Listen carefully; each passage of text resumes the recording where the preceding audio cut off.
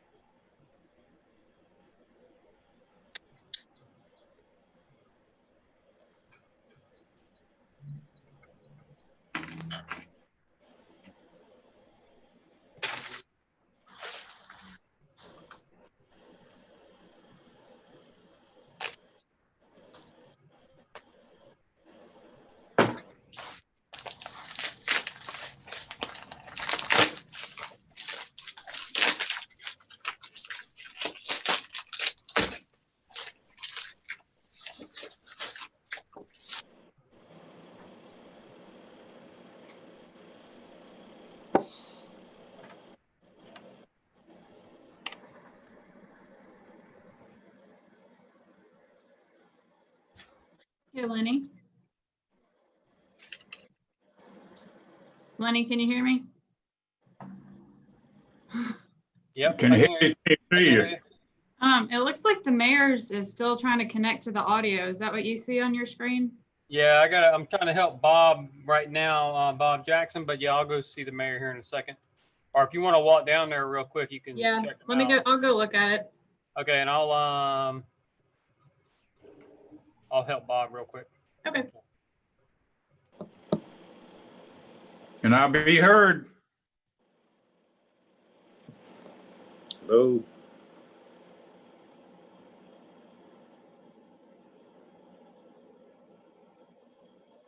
Aaron, can you hear me? Yeah, I can hear you, GW. Okay, good. Thank you.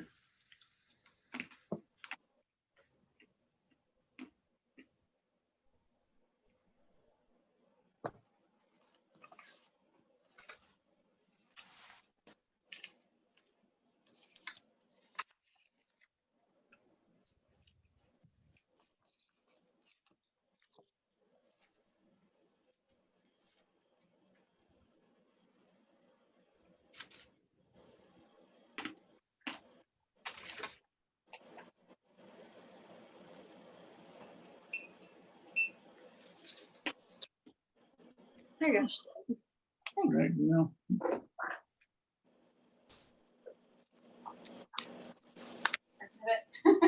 I hope so. Julie, get me straight.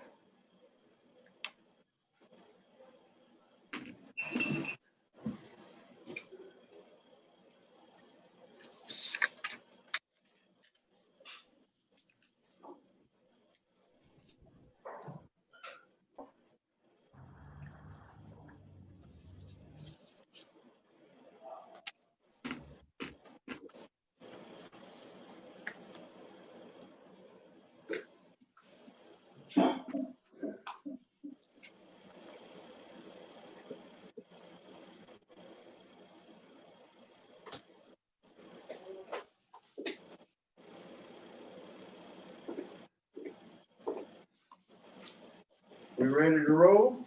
Yeah.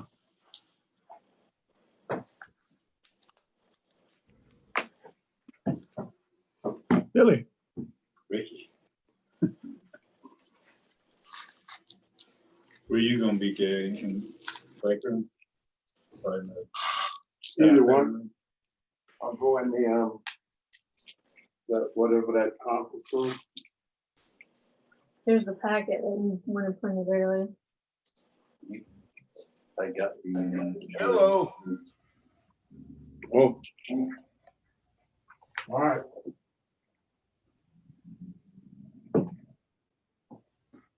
Thank you, Leo. You're welcome. No problem. Uh, Whoa. Are we missing anybody? Let's see. Terry and Bill get ready to get on now. And Kimma Terry and Kimma and Bill. and Bill McIntosh. Okay. Mhm. Yeah, they're getting ready to get hooked up. They're trying to find a place. Bill's walking around looking for a room.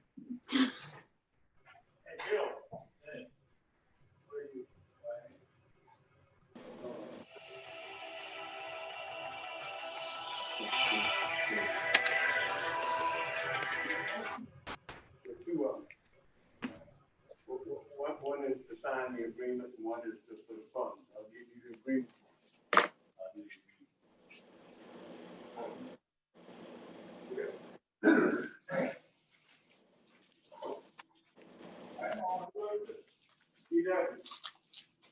Yes.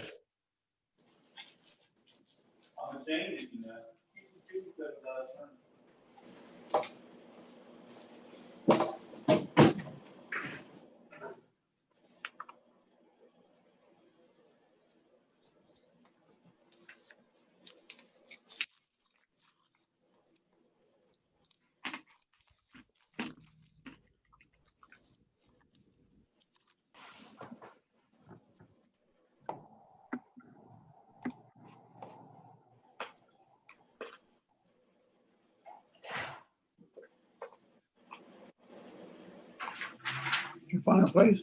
Yeah, but Terry's handing me this and said, make this motion. I'm like, I'll read it first if you don't mind to. Huh? So I'm gonna read it first if you don't mind to. Volume's on. What's up? Volume's on. Mine's on. Mhm.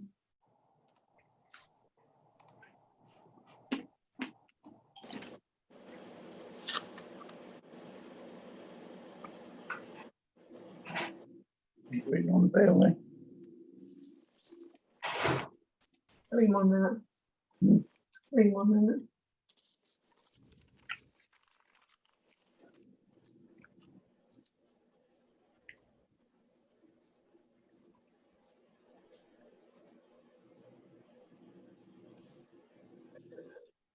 Hello.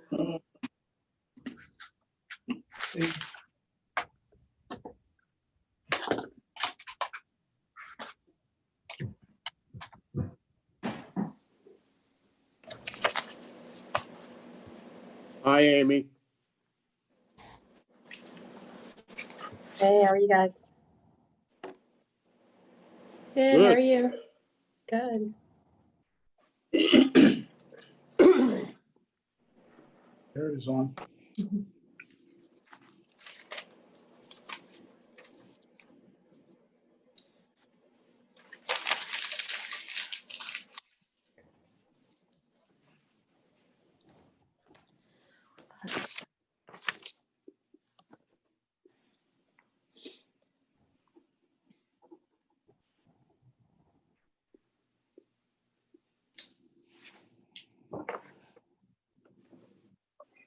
Feels silent. Yep. We get to watch Lenny in action. Yeah.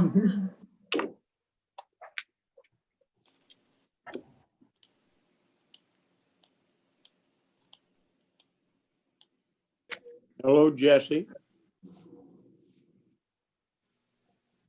Hi, Terry. Andrew. Good evening.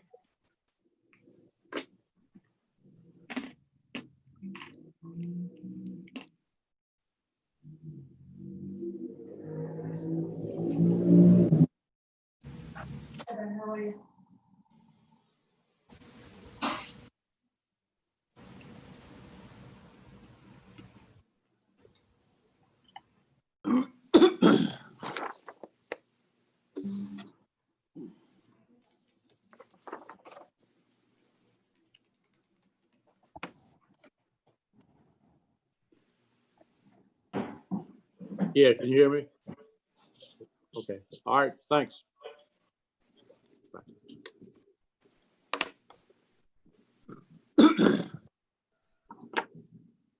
$5:30. Y'all waiting on the bell. I'm here.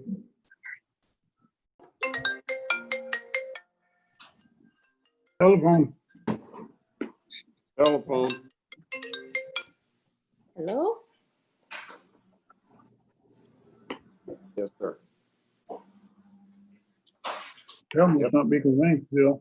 Do what? The bell must not be gonna ring. I'm here. Oh, it's Bill. I thought you said Bill.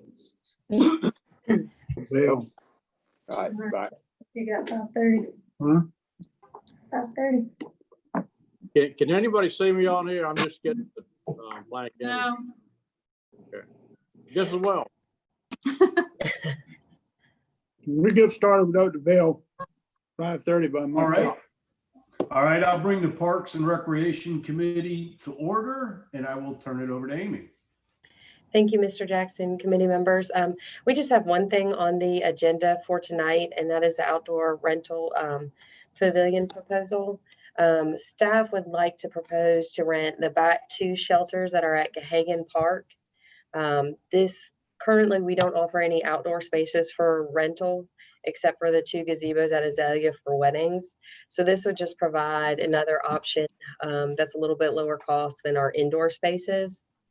Staff would like to propose that we rent these for $75 for residents and $150 for non-residents.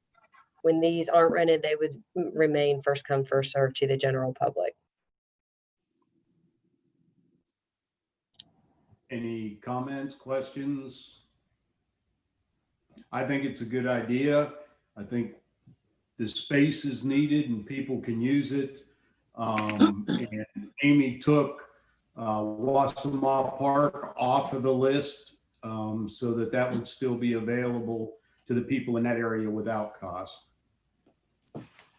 Yeah, I tend to agree, Mr. Chairperson. I understand that we need to get fees for the space that we develop, but of course, these places are built with taxpayers' money. My concern was the same as yours about the Wassamaw Park area. There's a lot of low-income people that use that park. Some higher income people use it too, particularly the dog park. But the playground for the children and that sort of thing, and the enclosure in the back for picnics, a lot of the people in that area use that, and right now we're dealing with the COVID-19 situation, and a lot of people losing their jobs and don't have a whole lot of money, and so I think we might want to postpone the Wassamaw Park for the time being. Okay, but you're good with Gahagan. Yeah, I agree with Gahagan. I think it's okay in that area. I still think it's a little high. I'd like to, cut off about $25 on each one of those and make it 50 and 125. I understand that other municipalities have about these same numbers that you're talking about. I just think it's a little on the high side for outdoor, pavilion renting. Yeah, Mr. Chairperson, I could agree with Ken's comment. Same thing I said before about Wassamaw. We are in a depressed economy now because of the virus. Why don't we start with her suggestion a little lower, and then maybe later on in a year or so, if the economy picks back up and things change and we get this virus under control, maybe we can look at next year, maybe at lifting the rates if we need to. Okay, does somebody want to make a motion? I'll make a motion that we go ahead and approve it with $50 for residents and $125 for non-residents. I'll second that. All in favor? Aye. Aye. I don't think this would need to go to full council. Does anybody disagree with that? I don't think it needs to, but I think we should send it up for information. Okay, we'll do that. Any other questions or comments? Miscellaneous? None. No, Do I hear a motion? I make a motion that we adjourn. I second. All in favor? Aye. Thank you, guys.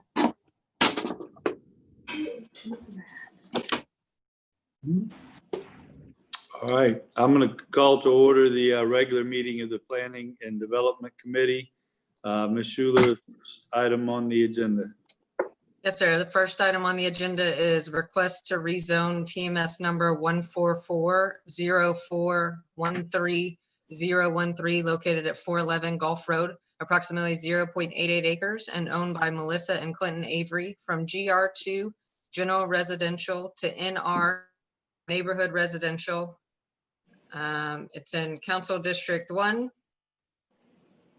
And Planning Commission held a public hearing and gave a recommendation for approval at their meeting on July 20th. Mr. Chairman, I went over there and met with that man who's developing that pool and entertainment center over there. It's a very nice pool and he's fixing it up real nice. It was kind of run down, so I'm glad to see him fixing it up. And I also think it would double as an entertainment center, particularly now since we lost the big pool from North Charleston. But that's another story, isn't it? But anyway, I think he'll provide some sensible entertainment in Somerville. He's also going to use it as an event center. And he seems to be pretty level-headed. So it's in my district. I think it would be a good addition to my district to have a very large swimming pool available to the public. Jesse, under the current zoning, is the use non-conforming or what's the need to rezone?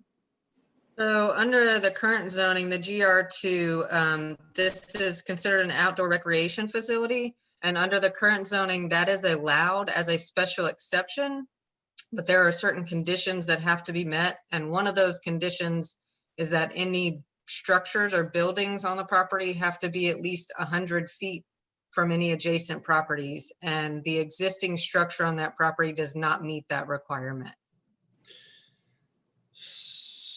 Okay. All right. Any questions, comments from anyone on the committee, or is there a motion? I'll make a motion that we move this forward for approval. I'll second that. Any further discussion? All those in favor, raise your right hand. Say aye. Aye. Sounds like aye is unanimous. Next item, Ms. Schuler. Next item is the Bicycle Pedestrian Advisory Committee 2020 Improvement Priority List. Planning Commission made a recommendation for approval at their meeting on July 20th, 2020, and request be sent up to council for to also basically, I guess, kind of bless the priority list so that staff can use it when we move forward with bicycle and pedestrian improvements. And so if I might ask on that, I went through the priority list and most of it. And this is not a binding thing. This is what they're recommending that we look at, and depending on funds available, you may pick and choose between different items. That's correct. Yeah, it's not a, and we're not really asking for you to necessarily vote on any type of ordinance or anything like that for the list. It's just basically, I think basically getting y'all's blessing that staff can use this list when we have funds available to kind of rank or decide what projects to proceed first. Okay. But obviously, any projects we choose will still have to come to y'all for approval. But So what action do we need to take? I bless this list. Accept the, maybe accept the recommendation? yeah, maybe just accept the recommendation from Yeah, Planning Commission I to, make a motion we accept the recommendation of the Bicycle Advisory Committee. I'll second that. I kind of like the motion that it be blessed by Terry Jenkins, but I'll go along with the substitute motion. Any discussion? If not, all those in favor, raise your right hand and say aye. Aye. It's unanimous. Is anything further for the committee? If not, is there a motion? Motion to adjourn. I'll make a motion to adjourn. I'm going to count Mr. Jackson as a second. I'll second. All those in favor say aye. Aye. Aye. Aye. Okay, I think the Public Safety Committee is next. Are you ready, John? Yes, sir. Let me just screen share going.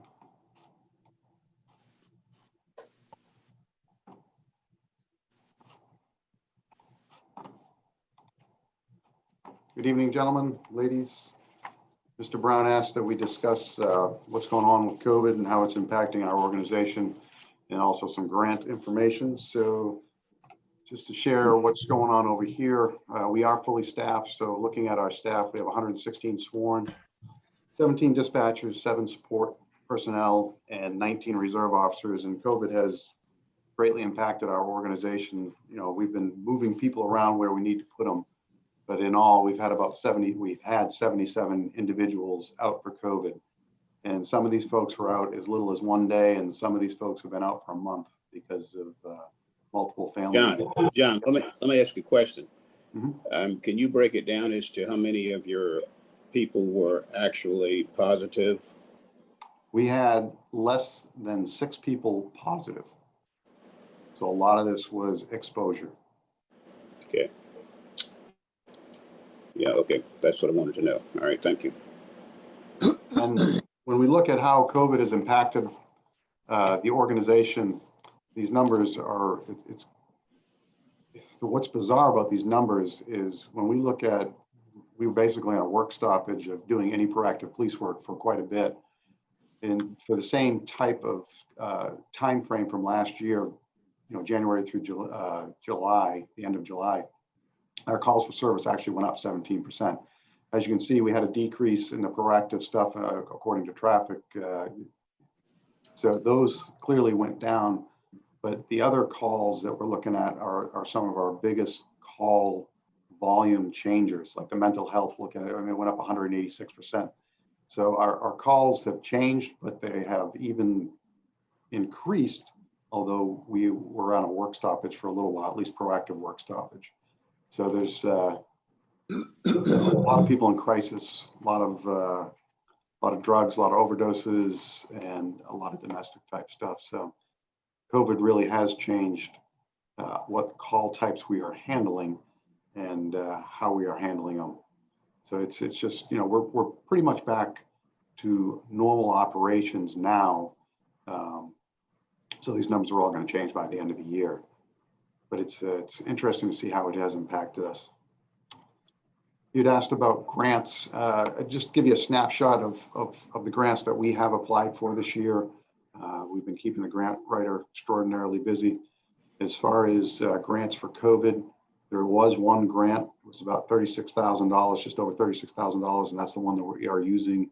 That's going to cover cleaning the police department for the next 18 months. So that was a big help. But just to give you an idea, I put this slide in for all the grants that we're trying to, or have put in.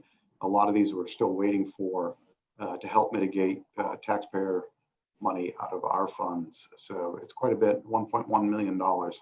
So some of this stuff we should start learning in the next month or two if we're going to be awarded these grants, and then we'll bring them to you guys for approval. The grants, a lot of them going on, but only one of them is directly affected by Coronis. The virus itself is again what we're using for cleaning the police department for the next 18 months. And just real quick, some good news going on. We've been working with Voorhees College. We are one of 3 organizations across the state that Voorhees College is going to be funneling their criminal justice folks to us, not only for internships, but also for jobs. So we're pretty excited about that one. We just got that one wrapped up. We did start our Dignity Project this week. The Dignity Project is much like the Illumination Project that they did downtown Charleston. It's just getting a diverse segment of our community together. It's a year-long project. We meet twice a month and just have a really in-depth conversation of what we're doing, why we're doing it, and how we're doing it. And I'm really excited that we finally got this started. It's been a slow start simply because of coronavirus, and we started it with Zoom this week and had our first meeting. So that just got kicked off. So that's going to be a good year-long project. And I think if we are remotely successful as Charleston was theirs, it's going to be well worth the energy that we put into it. And the last one I put on here is America's Top Dog. Again, organization, it's a cable television show that apparently is widely popular. They've reached out to us and they have selected one of our canine handlers to be on the show. Apparently the way the show works is it's a competition. They put up a police handler and their dog against a domesticated handler dog type situation, and they compete. The neat thing about this is it's one of our handlers is going to be representing us. So we'll have our brand out there on a nationwide television show in a positive way. And if she wins one of the programs, it's a $10,000 grant basically that comes to us, to the police department. If she actually wins the entire show, I think it's about a $25,000 grant that comes to the police department. So it's a good opportunity to get out there in a positive way and do something that's light and fun and good for the community to see. And that's all I have. Do you folks have any questions for me? Committee members, any questions? I don't have any. Councilmember? Nope. Thanks, John. Welcome. Mr. Chairman, would you mind if you guys would like, I can go a little bit through the FEMA and CARES Act money that we may be able to receive? Would you like if because I think you guys might be interested in that. So I'm sure you're all aware FEMA will have some funding available for our response to the COVID-19, and then the CARES Act, first and second, have different funds in there available for us for expenditures also. Interestingly enough, the applications for FEMA and the CARES Act were due tomorrow, and they have moved that to next week. They've had some difficulty kind of deploying the software and the application process that they want us to go through. So Andrew's been working diligently on that. There are certain things FEMA is going to allow, certain things that the CARES Act is going to allow, but we are going to apply for everything and hopefully see what sticks. And currently, I think we're around approximately $650,000 of expenditures that we'll be requesting reimbursement for, and that is through 6/30. That includes all of the PPE, cleaning, some of the construction that was done to protect our receptionists, and emergency hours, different emergency pay hours, and different things like that. So we will be applying for that. That runs through June 30. So then there'll be another deadline later on for some of for the rest of it. And some of the expenditures will be reimbursed up to the end of the year, but it's really kind of a moving target as to what they're going to do and how much funding they're going to put into some of these things. And then if they run out of money, what happens then to those who've applied.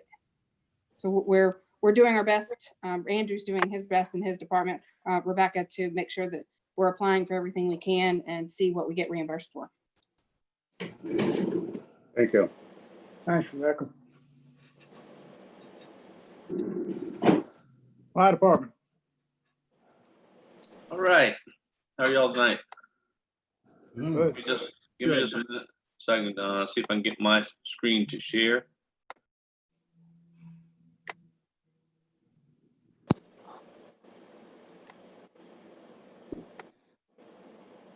All right, so some of the same information that Chief Rogers presented to you guys a few minutes ago. Just what we've had going on in the department.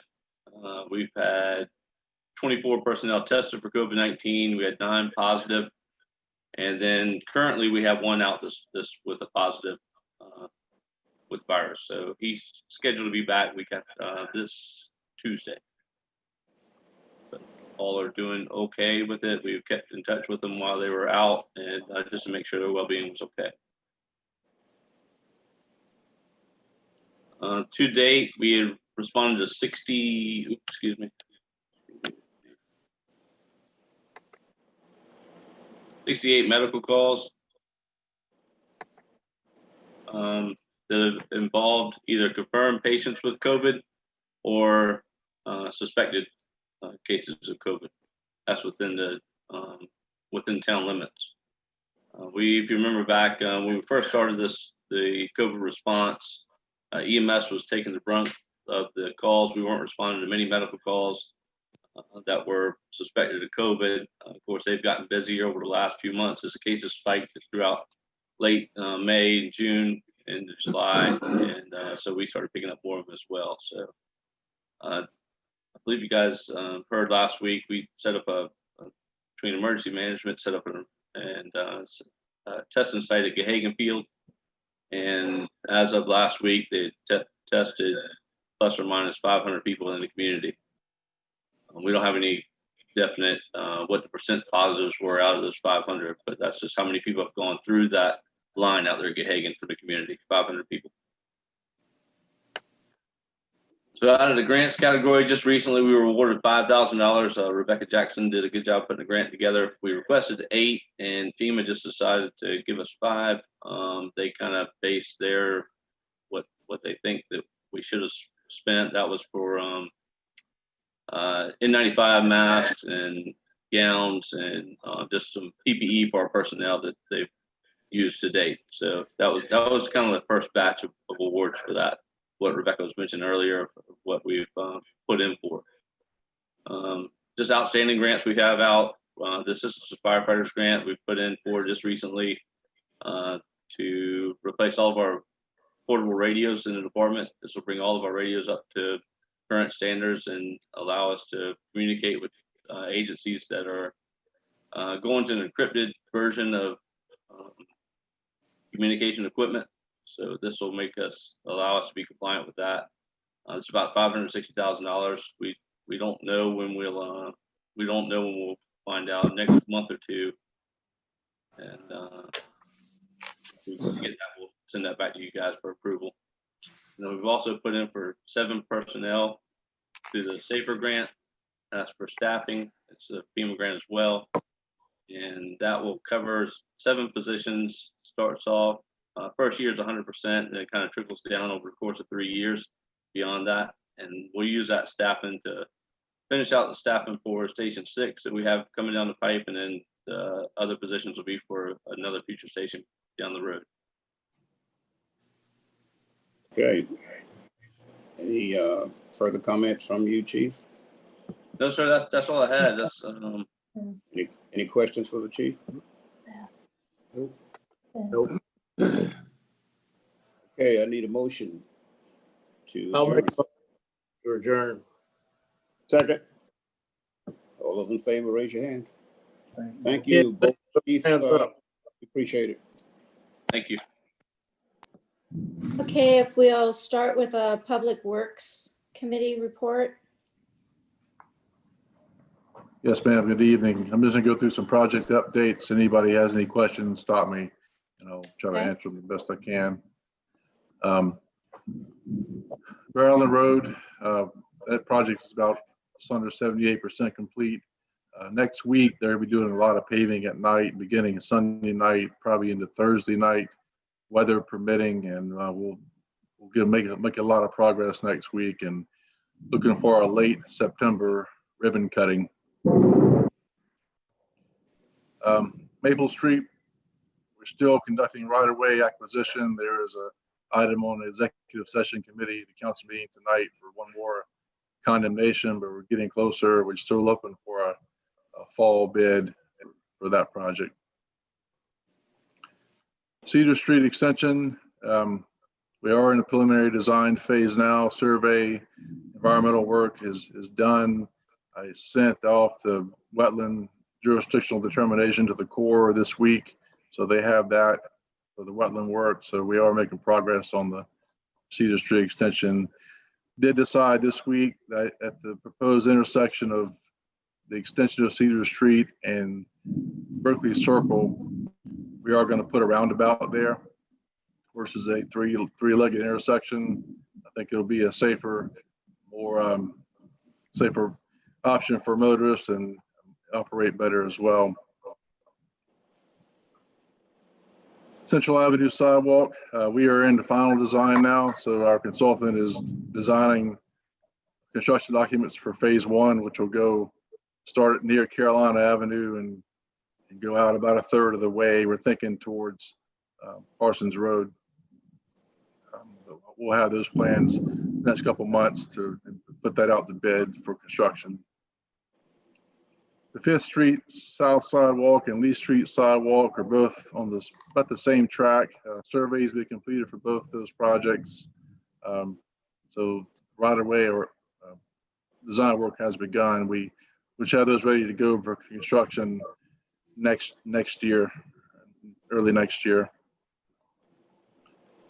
The North Hickory Street sidewalk, that design is complete, and we're right now doing some permitting and railroad coordination so we can cross the railroad at Hickory near Doty. That should be ready to go later this year, and that's our CDBG project for this year, just as a reminder. The Shepherd Park drainage project, we've pretty much got that wrapped up on design side. We're working on a state grant to fund the construction of that. I'm working with Rebecca Jackson on that. That'll go in. That grant has to be submitted by September 14th. So we hope to get funding to fund the construction for that project later this fall. And the cost estimate for that project is about $1.8 million. The US 78 North Somerville drainage study near Mr. Sign. The survey just got completed, so we're working on the modeling now to try to find some solutions for that issue there. Springview Lane Oakbrook drainage study, we've got a preliminary report, but we basically know what the results are there, and we'll be working on towards that solution here in the very near future. Last item I have is the Oolong Lane. About a year ago, the town agreed to accept maintenance of the Oolong Lane from the Shepherd Place HOA. The survey was recently completed. The plat was done. Knight Law Firm is working on the deed work. We should have that deed ready to go for first reading in the September council meeting. That's all I've got for project updates. Does anyone have any questions? Russ, if you could, would you update everyone on the information you gave me on what's going to happen on Carolina before the end of the year? Yes, sir. So we used some savings in the resurfacing contract we had to do the new striping on Carolina that we changed back. And that change order was very, very expensive. So that depleted all of our savings in that contract. So since we're not going to build 5 points, I've got some money left in road capital. So we're going to put another small resurfacing contract out. We're working on that now. We'll include the rest of the striping for the Carolina that didn't get the wide 8-inch wide edge line. So that will be done before the end of this year. And that would be in conjunction with repaving between Main Street and Marion? Yes, sir. There's about 150 feet of pavement at Main Street back towards Marion that's deteriorating and some cracking. We're going to address that in this contract too. So And- while they're making those repairs, they'll finish the striping, the wide line and the center line striping the rest of Carolina. Okay, great. And one other question, Russ, you mentioned the Cedar Street extension and the roundabout. And I know this is kind of getting the cart before the horse, but would it be possible to put in a round to finish that end of it first so we could get a light at that intersection on Main Street? We can include a signal at Main Street with the project. Well, That's what you're asking. Wait, my question is the reverse. I understand the signal, but I'd like to have a signal before the road is complete. And It's not going to happen. The signal can't go in until the road is realigned. I understand that, but can we do a realignment of the road and a signal and the roundabout prior to the road being built? I'm saying I know this is a big wish list, but just a question. As The road being built into is the road, realignment. build the beginning of the road. I don't think so. I think basically the project is the realignment. And I don't think I understand what you're asking. Right now, we're going to go from 9th Street and build a road all the way down to Berkeley Circle. Right. And at that time, we're going to put in a roundabout, realign that intersection right there where Berkeley Circle and Cedar Street are, and put a light in at the end. At Main Street. Yeah, at Main Street. And so my question is, could the realignment of Berkeley Circle and where the end of Cedar Street would come in with the roundabout be done and put that light in rather than wait on the whole road to be built, which is going to take a lot longer, finishing the end of the road before you go the reverse way? You want to install the light during construction, basically, and have it ready to go once the intersection is realigned? No, I'm not doing a good job of telling you. Are you asking to do two projects? Yeah, in other words, do the end of the road, be a separate project, because you'd be doing the end of the road, opening up Main to Berkeley Circle to the roundabout with a redesign there. And then once that's done, when funds available, you finish the straight road that comes from 9th Street down to Berkeley Circle. So basically, we're talking about splitting this project into two projects. That's what my question is. I don't know what that does. You could do that. I don't think it's smart to do it financially, because you're going to basically have two mobilization costs, two entire contracts, and then delay the project by several months or up over a year. And that portion of the project is probably the most critical portion, the most expensive portion. The section from the intersection back to Cedar is just a 2-lane road. I don't think you're saving much by splitting it. I think you're costing the taxpayers more money by splitting it into two projects. Okay. Russ, I think Terry's question is more about sequencing. I don't think he's trying to save costs or spend more costs. I think what he's trying to ask is, there's some way to get that realignment and light operating before the road itself is finished. We could write the contract, language in the contract to put that as a priority and maybe open that section early. Right. I think that's all he's asking. I don't know, though. I'll let him speak for himself. Instead of going from 9th to Main, go from Main to 9th. Well, typically that's done in all at one time. So you come in, clear the whole project, then you'll grade it, and I'll talk, when we get to that point, we'll talk about it more detail so we can put some language to accommodate that in the contract. Well, if it makes sense, that's just a question of how fast can we get a light there and get that intersection working prior to the street maybe opening totally. I think I understand, and I'll answer with a strong maybe. Okay, thank you. All right, are there any other questions or comments? Okay, do I have a motion to adjourn? I so move. Second. Okay, all in favor of adjournment? Aye, passes.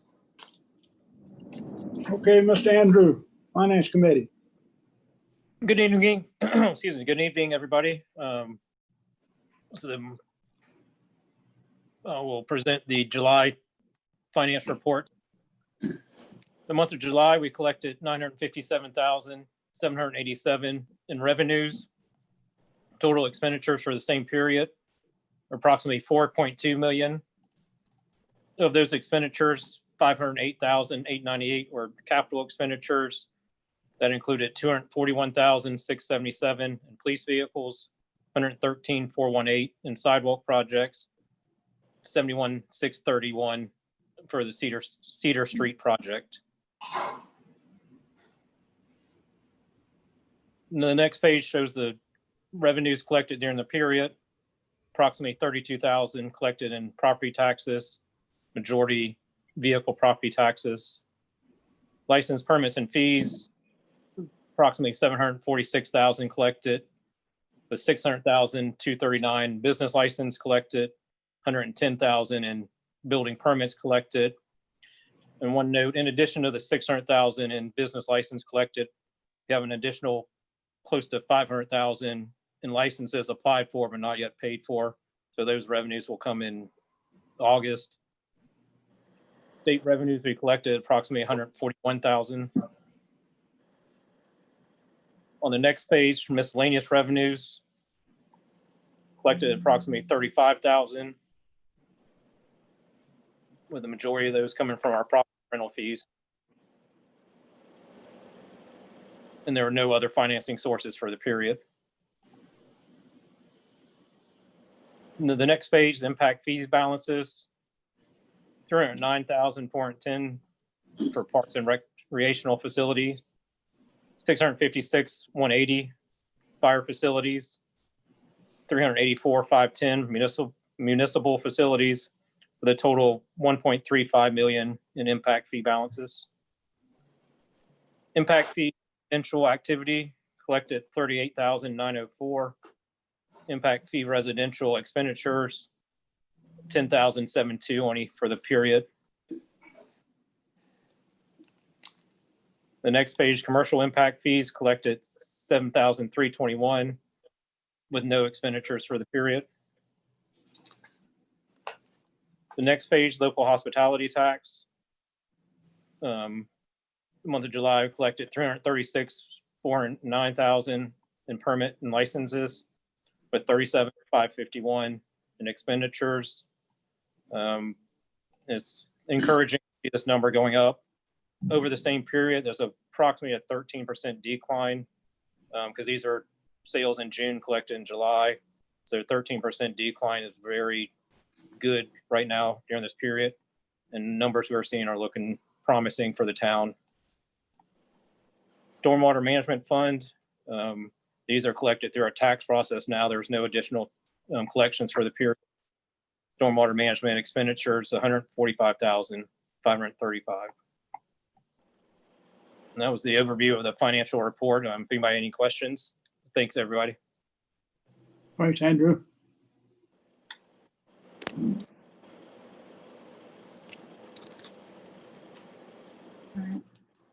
Next, we have a request for an additional $100,000 for improvements to Memorial Stadium, McKissick Field. I'll make the motion to approve.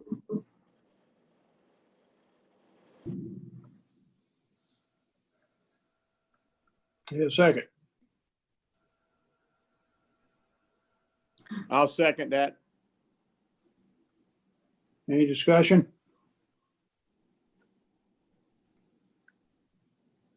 All in favor, raise your right hand, and say aye. Aye. Opposed? Ayes carried. Next is a request to surplus the following vehicles from code enforcement: a 2006 Chevy Silverado, 2006 Chevy Equinox, 2004 Chevy Impala, and 2000 Chevy Silverado. I hear a motion. We approve this, Mr. Mayor. I'll second that. Motion made and seconded. Any discussion? All those in favor signify by raising your right hand, saying aye. Aye. Aye. Opposed likewise? Ayes carried.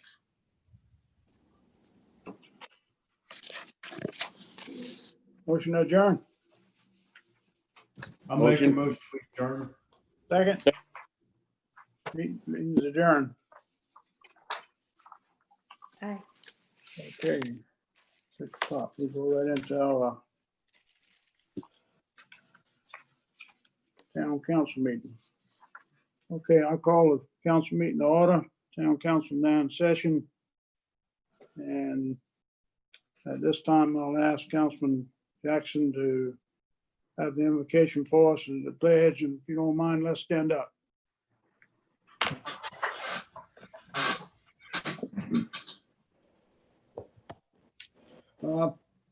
Dear Lord, during these trying and difficult and very strange times, please bless all of us, keep us safe, and help all of us to learn to help each other and care about each other.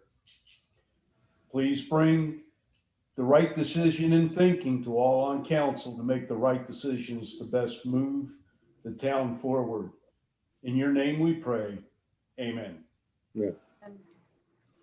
I pledge allegiance to the flag of the United States of America and to the republic for which it stands, one nation, under God, indivisible, with liberty and justice for all. Thank you, Mayor. Thank you, Mr. Bob.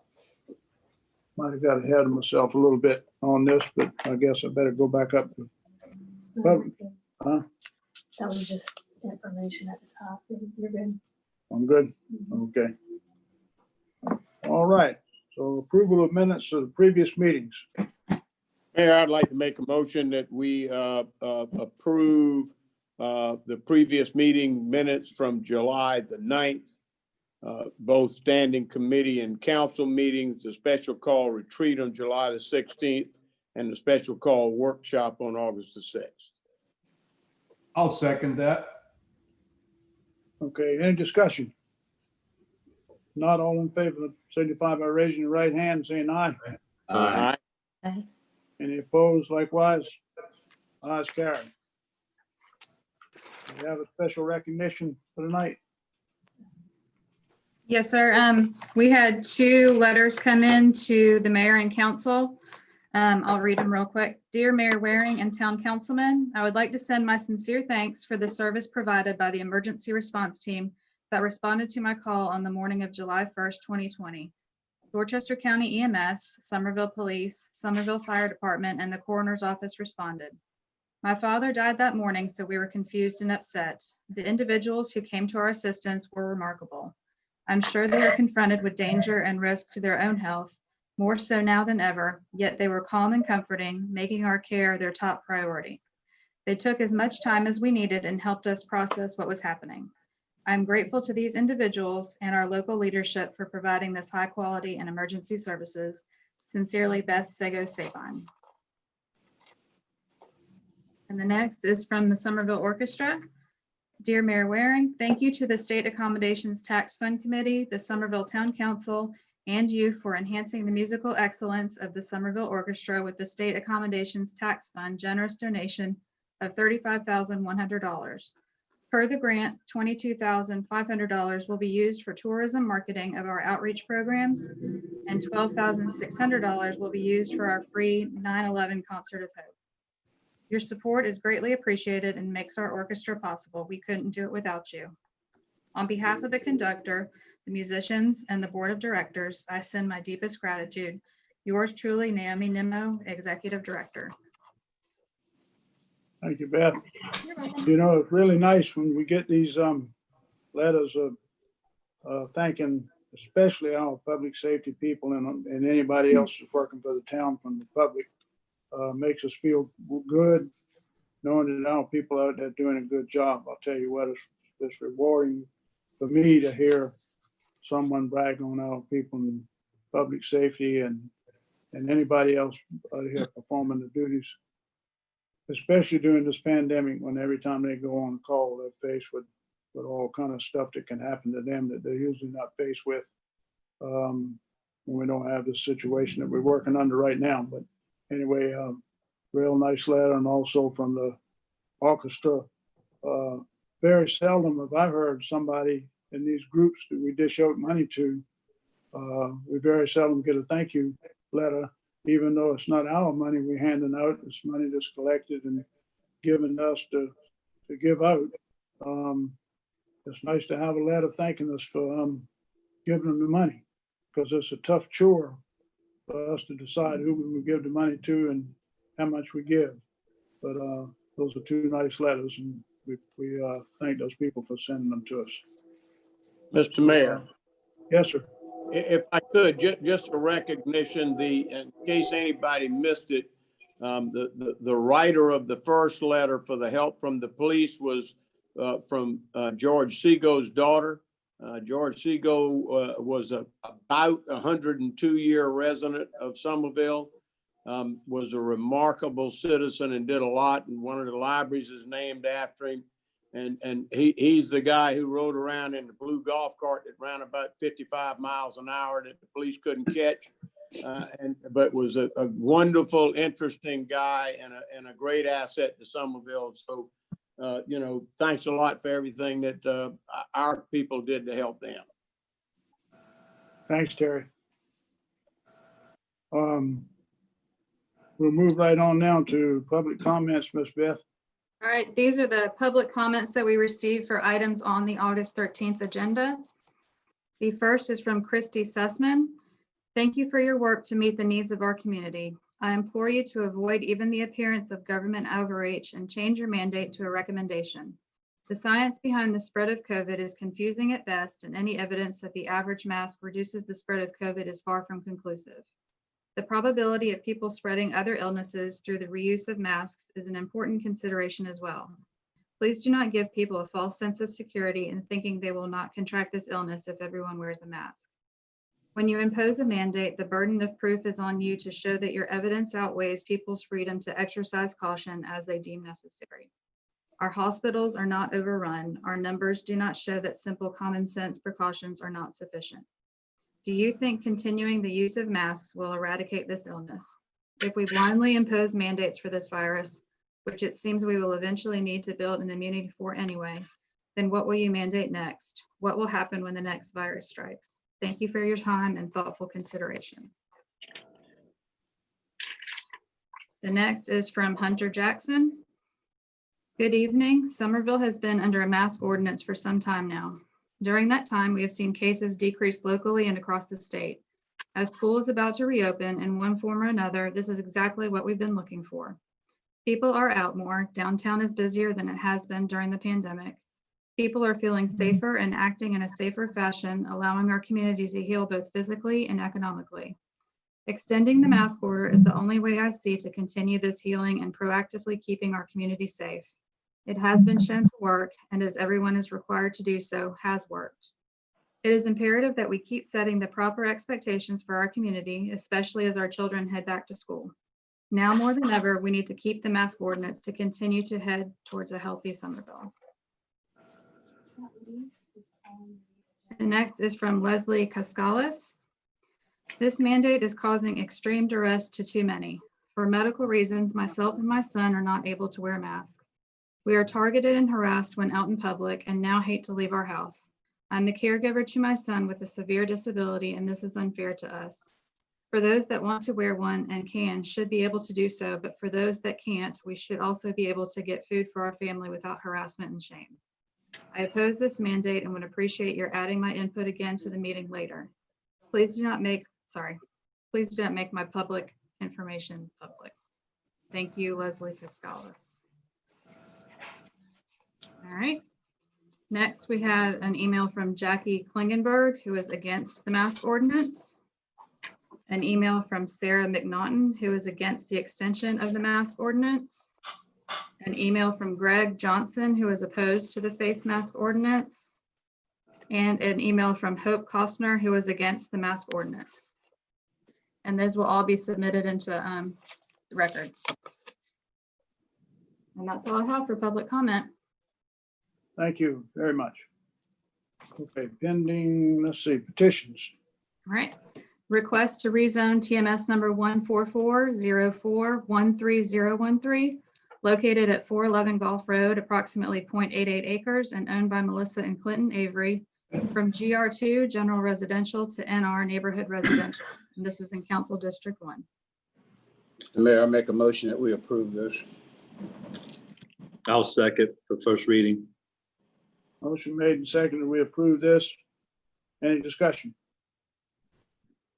If not, all in favor signify by raising your right hand, saying aye. Aye. Opposed likewise? Ayes carried. Okay, Ms. Beth, pending bills and resolutions. All right. Second and final reading of an ordinance to amend the Somerville Unified Development Ordinance, Chapter 5, Section 5.6.9 alley, Chapter 10, Section 10.2.1A applicability, Section 10.4.2A monument signs, Section 10.7.2C temporary banners, maximum area, and Section 10.8 signs that do not require a permit. Mr. Mayor, I would move second and final reading of the ordinance. I'll second that, Mr. Motion made and seconded. Any discussion? If not, signify by raising the right hand, saying aye. Aye. Opposed likewise? Ayes carried. All right, Ms. Beth. Second and final reading of an ordinance to annex Berkeley County TMS number 20800202013, approximately 973 acres, located off of the Nexton Parkway interchange and Linda Way, currently zoned HI Heavy Industrial and Flex 1 Agricultural in Berkeley County, and will be zoned PUD, Planned Development District, upon annexation into the town of Somerville's municipal limits. And this would be in Council District 2. Mr. Mayor, I would move that second and final reading be postponed until the September regular meeting or to an earlier special call meeting for that purpose. Yeah, second. And I'll second that, but does that also go for item C? I think we have to take them up separately. Okay. Okay, motion made and seconded. All in favor signify by raising the right hand, saying aye. Aye. Opposed likewise? Ayes carried. Okay, Alright. Ms. Beth.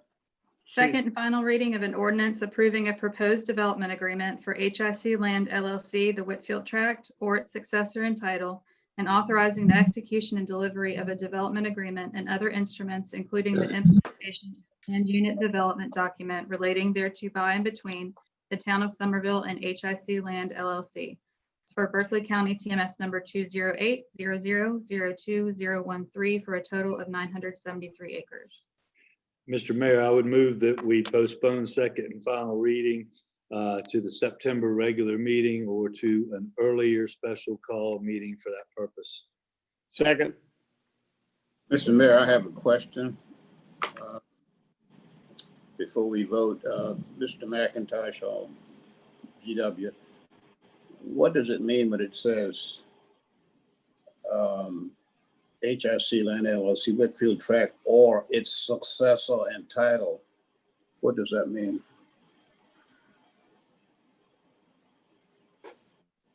I think it simply means that they can put the property in the name of another entity and still be part of the development agreement.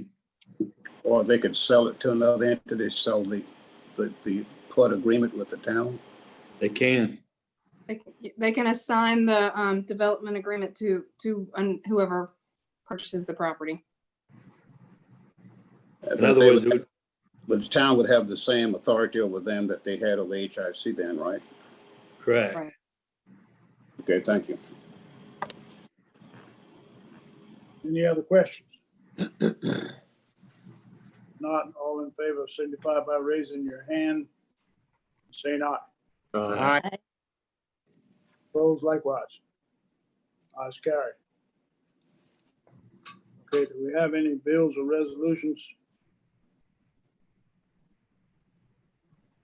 Okay, if not, miscellaneous. Consideration of an ordinance to lease 100 West Richardson Avenue, Suite D. Right Mr. now- Mayor, Right now, I'd just like to pull that off the agenda if we can, after a conversation I had this afternoon. We can go right to B. Okay, consideration of emergency ordinance to extend ordinance number 20-0703 regarding face mask coverings. Mr. Mayor, I'd make a motion that we extend the mask ordinance until our next regularly scheduled council meeting at 11:59 at night. I'll second that, Mr. Mayor. Okay, motion to extend the mask ordinance until our next regular council meeting. Second, any discussion? Yeah, Mr. Mayor, I just have a brief something I want to point out here. This was in this morning's newspaper.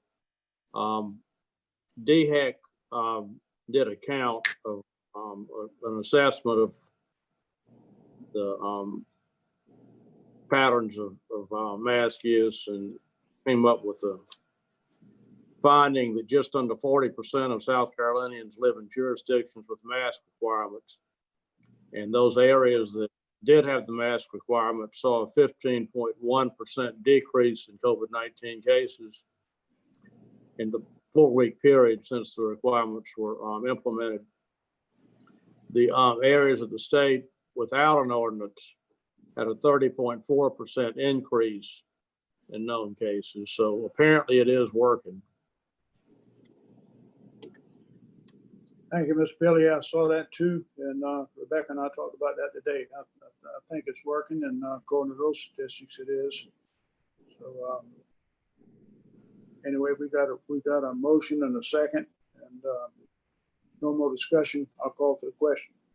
I would just want to go on the record for saying that once again, I really feel that this should be highly encouraged and not mandated.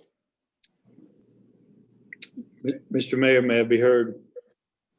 Yes, sir. This has been a difficult issue for me from the beginning since we first took this vote up, I believe, in a special meeting towards the end of June. We've now, I believe, had this mask ordinance, mandatory mask ordinance in place for about 6 weeks. I intend to vote against the extension. I intend to lose. I understand very clearly I'm going to lose. And I just, to explain my position a little bit, I'm not anti-mask. Folks should wear masks if they're able. Businesses should require masks in their businesses if they're unable to accommodate social distancing. But when we first put this mask ordinance in place, I believe it was for 7 days, not 6 weeks. And at that time, there was none of the major corporations in town were requiring masks. There may have been a few smaller businesses that were, and they were getting some negative feedback from the public, and they were asking us for a mask ordinance because they didn't know whether they can enforce their own rules and regulations inside the business. Well, the answer to that is clearly yes. Any business owner can require masks. They don't need the government for that.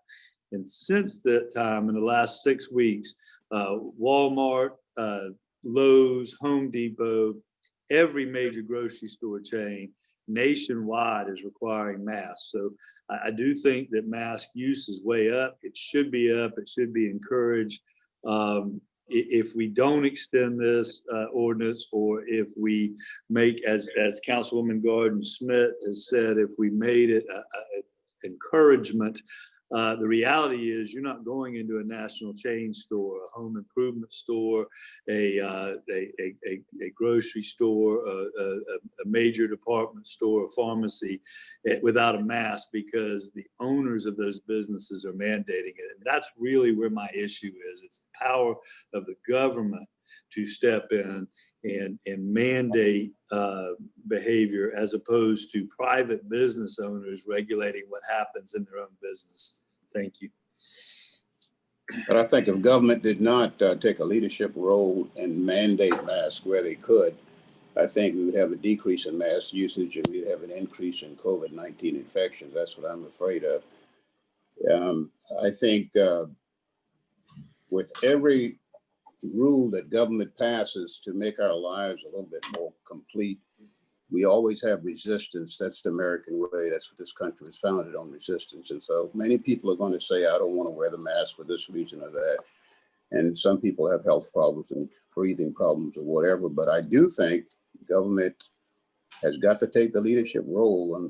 And I think when government takes the leadership role, it helps to cure whatever problems society is facing. And so right now we're facing this problem. So I think as government, we need to take the leadership role. Mr. Mayor, I actually fully agree with what Mr. McIntosh has said. You go vote against me, though. Yes, I will. However, what I would say in conjunction with what he said is, I don't know what all of these national chains would have done and other stores would have done without the leadership of towns and councils like Somerville. It is my unbelievable desire that this is the last time that we have to deal with this. But I think if another month will engender enough confidence in people to believe that the masks are working, and will further encourage that use by going to a strong resolution for use. And I hope that's what we can do at the September meeting. I agree with you, Terry. Of course, I don't mind passing this mask ordinance. I think it's a good thing. I'm sorry that some people don't like it. I'm like Aaron, it's a leadership role that I think that we need to take. It's proven itself so far. I also agree with Aaron that and you, if we don't pass it, we're only talking about another month, and we'll see at the end of that month what it's doing. Walter just gave the statistics just now, what it's done in 4 weeks. Let's try it for another month and see what happens. If we get good results like we just got in this morning's paper, that'll be great. It's not going to hurt anybody to try it another month, and we'll see what happens. I don't like wearing the mask, I can tell you that, but I wear it because I think it works. It's unpopular with some people, but I believe it's more popular with others. So if there's not any more discussion, I'm going to call for the question. All in favor, say aye. Raise your right hand. Aye. Aye. Opposed? Likewise. Nay. Nay. Kimma, who else?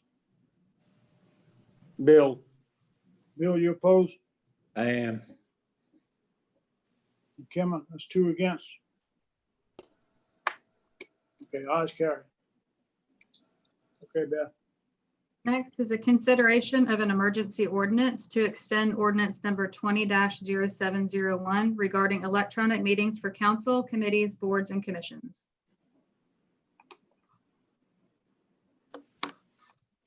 Yeah, motion. I think we need to extend this at least another month too, because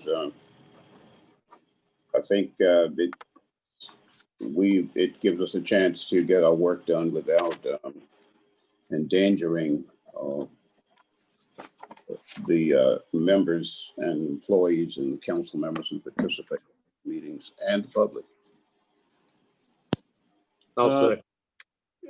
Can I ask for clarification on what this will mean, because I'm in favor of opening up our next council meeting to the public and having it in person.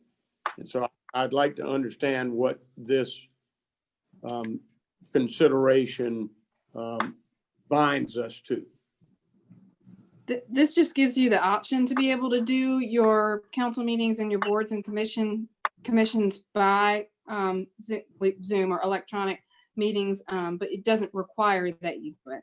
So there are some committees that if they feel like they need to be done electronically, they can, but it's not a requirement. So our next meeting can be in whatever format we feel comfortable with at that time, as long as we're adhering to all of the standards that are in place at that time, whatever they may be.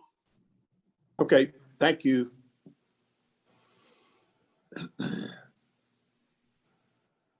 Okay, I have a motion. Yeah, I second the motion.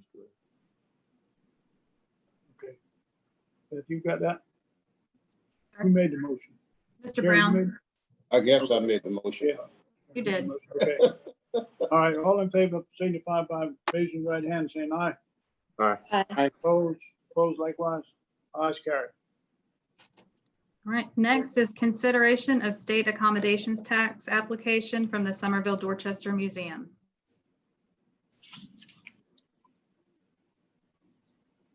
Mr. Mayor, I'd make a motion. I believe this is to approve providing the funds from hospitality that were held back a couple of months ago for the museum to be given to the museum. And I will second that. Motion made and seconded. Any discussion? Yeah, Mr. Mayor, I'm going to vote to grant the funds for this year, but I'm not really happy with some of the things the museum has done and not done over the past year. And I'm hoping they'll make some better decisions in the next year, or I'd be inclined to vote against it at that time. Just as a Mr. Mayor. reminder, just as a reminder, how much money are we approving? $18,000. How much? 18,000. Okay. Thank you. Mr. Mayor, if I could, I just want to say that I did go down to the museum. I talked to them. I got to walk around and see some of the new things that they've brought into the museum. They also told me about some upcoming fundraising they're going to be doing, how they have just restructured how they're doing business. And I think that we're going to see a lot of new good things coming from them. So I'm completely in favor of giving them this money this time. I too visited the museum and I had a good tour, and I was impressed with what they're attempting to do. I think maybe we'll give them this money and take a look at them, like Walter says, next year. I think everybody went through. I know Walter and Bill and myself and Terry went through. So I think we all did take the advantage and went and walked through, and it was real nice. Mr. Mayor, I agree with Walter, and I did tour it with Ed West. But I think we might want to look at and investigate the museum joining with the Dorchester Archives Museum and bringing it all into one, into a greater story of Dorchester County. So while I'll approve it this time, I'd like to look at some different organizational options. It's my understanding that the Dorchester Museum people did reach out to Somerville Museum and try to work out something. They may have some kind of a loose partnership going on, but I think it was kind of a rough road, and hopefully it's going to work out. Yeah. But all the movements seem to be on the other side, not our side. Well, another alternative too is possibly, Bob, you could look at it, at bringing it under Parks and Recreation with the town of Somerville. No. Okay, All in favor signify by raising your right hand and saying aye. Aye. Aye. Any opposed? Ayes, carried. All right. Next, discussion of new agreement lease with Somerville Miracle League for events held at the Saul Alexander Playground. I'll make a motion. We Just- approve that. I'd like clarification on, what's, just how long is the agreement?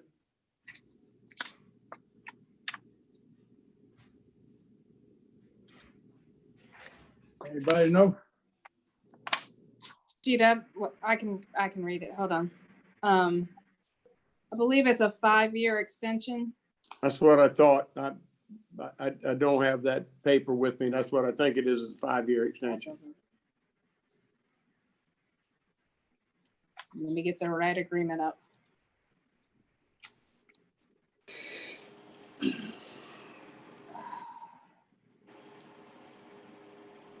Yes, it's 5 years. Okay, I still make a motion to approve. I'll second. Okay, any discussion? If not, all in favor signify by raising your right hand, saying aye. Aye. Aye. Opposed likewise. Ayes, carried. Next, discuss approval of intergovernmental agreement with Dorchester District 2 and Dorchester County for Phase 1 improvements to Memorial Stadium, McKissick Field. Mr. Mayor, I would move council approve and authorize you as mayor to sign the intergovernmental agreement for improvements to Memorial Stadium and McKissick Field, along with any revisions, minor revisions, the town attorney finds necessary to include potentially substituting the Stadium Authority Group with a newly incorporated entity. Second that. Any discussion? Okay, all in favor signify by raising your right hand, saying aye. Aye. Aye. Opposed likewise. Ayes, carried. Beth, do we have any more public comments, or you got them all the first time? Nope, I have a couple more. Okay, One I actually meant to read earlier, but I can read it now. okay. It says reprimand reckless votes against pandemic mask wearing mandate from July 9th, 2020 by council members McIntosh and Schmidt. Also, thank goodness Mayor Waring and Councilman Jackson, Bailey, Brown, and Jenkins used their common sense to vote yes. Respectfully, John Nicholas Hayes. Next, my name is Kathy Eccles. I live at 215 South Magnolia Street in Somerville. I would like to submit my opinion on the matter of Petland and its ability to sell animals bred in large-scale breeding facilities. Before posting this email, I received input from Natalie, who served as the president of Dorchester Paws. She dedicated over 10 years of her life volunteering at the shelter and on the board of the organization. She, along with other rescues and shelters in the Tri-County area, pled with the owner, Brad Parker, to reconsider selling animals bred at large-scale breeding facilities. In 2019, Dorchester Paws had an increase of 500 animals taken in, processing over a total of 3,700 animals for the year. The shelter is overcrowded, dilapidated, and underfunded, and thus fundraised for over 80% of their annual budget. The strain of additional animals in the community being trucked in by Brad Parker's transportation company to his retail store will at some point render the shelter to financially care for these animals. Dorchester Paws dissolved the relationship with Petland that had been in place for many years with prior owners, Mike and Janet Shaw. The Schaubs had been supportive of the shelter by offering shelter animals for adoption, never puppy mill dogs. The decision to sever relations with the Petland owners cost Dorchester Paws financially, but in good conscience, it felt it could not move forward with a business knowing that they were bringing in animals from out of state that would be sold unaltered and would overwhelm an already taxed system. Petland began operations in the summer of 2018. The shelter system has been receiving surrendered animals purchased from the store, and many of these animals had medical issues and the purchasers were not properly vetted. Consumers have purchased animals at exorbitant costs with finance interest rates of over 20%. Many animals were sick and had genetic defects, incurring additional thousands of dollars in veterinary costs. Sadly, some of those animals later died. This is not a proper business for our community as it currently operates. Please pass legislation to stop the sale of large-scale commercially bred animals in our community. Next. Good afternoon, council members. My name is Mark Fuller. I reside within the town limits. I would like to submit my opinions on the matter of Petland and its ability to sell animals bred in large-scale breeding facilities.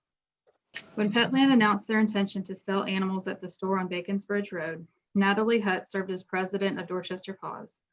She has dedicated over 10 years of her life volunteering at the shelter and on the board of this organization. Dorchester Paws, along with other rescues and shelters in the Tri-County area, pled with the owner to reconsider selling animals bred at large-scale breeding facilities. The implications of this decision critically impact Dorchester County, along with every shelter and rescue in the Tri-County area.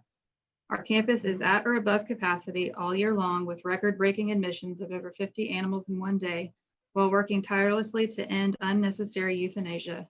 We are pleading with the store owner to drop these plans and urging the public to adopt, don't shop. Unaltered dogs can produce 2 litters of puppies per year with an average of 6 to 10 puppies. The math is simple. With the overcrowded shelters and limited amount of homes, this decision will revert the Tri-County area backwards 30 years. Dorchester Paws had an increase of 500 animals taken in 2019. They processed over 3,700 animals last year. If you've never visited the facility, it is overcrowded and underfunded. The strain of additional animals in the community being trucked in on Brad Parker's transportation company to his retail store will at some point render the shelter unable to financially care for these animals. The board and staff at Dorchester Paws felt so strongly about the negative impact on the animals and community members that they dissolved the relationship with Petland that had been in place for many years with prior owners Mike and Janet Schaub. The Schaubs have been supportive of the shelter by offering animals from the shelter for adoption, never puppy mill dogs. This decision cost Dorchester Paws financially, but in good conscience, the shelter could not move forward with the business knowing they were bringing in animals from out of state that would be sold unaltered and overwhelm an already taxed system. Petland began operations in the summer of 2018. The shelter system has been receiving surrendered animals from the store already. Animals with medical issues, animals that did not have proper purchase vetting done, animals that did not get along with other animals in the home. Countless residents in our county and others have purchased animals at exorbitant interest rates over 20%. Other residents have purchased animals only to have to incur thousands of dollars in veterinary costs because the animals they purchased were sick or had genetic defects. Sadly, other residents purchased animals, spent thousands of dollars on medical treatment, and those animals later died. This is not a proper business for our community the way it is being allowed to operate currently. Please help us pass legislation stopping the sale of large-scale commercially bred animals in this store. Next. Hang on. Mayor Waring and council members, I am writing on behalf of Charleston Dog Training Club to ask you to consider implementing the Humane Pet Store Ordinance in Somerville. Our club membership of over 100 members, which includes professional breeders, trainers, groomers, and vet techs, have several concerns about any local store selling puppies from out-of-state commercial puppy mills. It is a crime in this state and most of the country to treat our least domesticated animal in the way dogs in these facilities are treated, yet we allow the sale of the product right here in our hometown. We are concerned about the reports of sick dogs being shipped to Petland from out-of-state breeders. We refuse to call the breeders of these puppies reputable. Reputable breeders do not sell their puppies to pet stores, nor would they ever let one of their puppies be surrendered to a shelter. The concern of a reputable breeder is the quality of the puppies and dogs' lives, not the quantity or profit. Also, there are several local animal-related businesses, specifically groomers, that will not accept dogs from Petland, and local veterinary clinics have had to utilize special entrances for Petland dogs so as not to contaminate their other clients. Similarly, we are hesitant to admit Petland dogs in our club for fear of spreading illness. For so many businesses to have to adjust their procedures due to one pet store's questionable business practices is an outrage. The breeding practices and living conditions of puppy mill dogs whose puppies are sold at pet stores are in direct conflict with the methods used by responsible breeders. Responsible breeders provide a safe, healthy environment with lots of human contact for puppies and their mother, and they carefully screen potential puppy buyers to ensure a good fit for the puppy and the family, something that the pet store model does not provide for. As is, our community is being misled by the practices of puppy selling pet stores, and that is an outrage. With our club's years of experience in breeding healthy puppies in our homes, making sure their new homes are of the best quality, and ensuring that they do not end up being a public burden in local shelters. It is our expert opinion that Petland's products are criminal and should not be sold to an unsuspecting and misled public. We respectfully request a ban on the sale of commercially bred puppies in Somerville because not doing so is an express condoning of their conduct.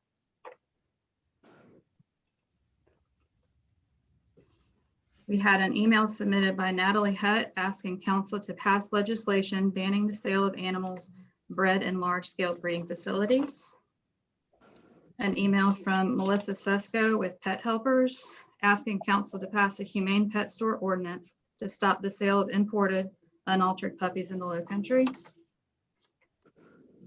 And an email from Dan and Rudy Taylor with Harley's Dream in support of an ordinance prohibiting the retail sale of puppy mill dogs and cats in pet stores in Somerville.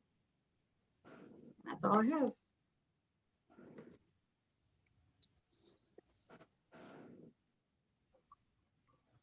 Beth? That's it.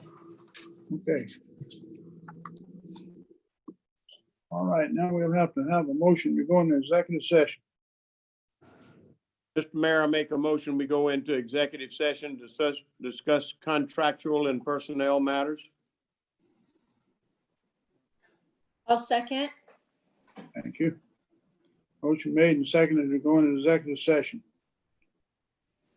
All in favor, signify by raising your right hand or saying aye. Aye. Opposed? Okay. We're All going to right, Mayor, executive give session. me about 30 seconds before y'all start. I just need to get the right people in there. Okay, Lenny, thank you. Mayor, would you have any problem with doing the police wellness audit first so Mr. Tomes can, I guess, enjoy the rest of his evening? No, ma'am. No, y'all don't have any problem with that, do you? Nope. Nope.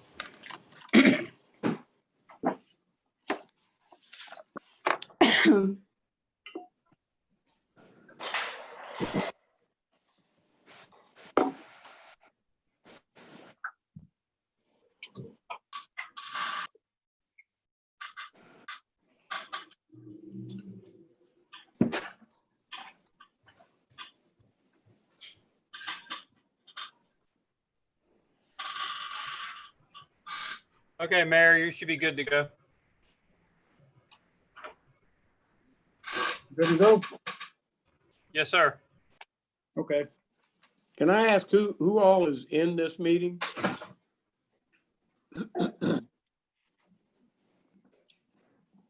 Because I can't see it on the screen.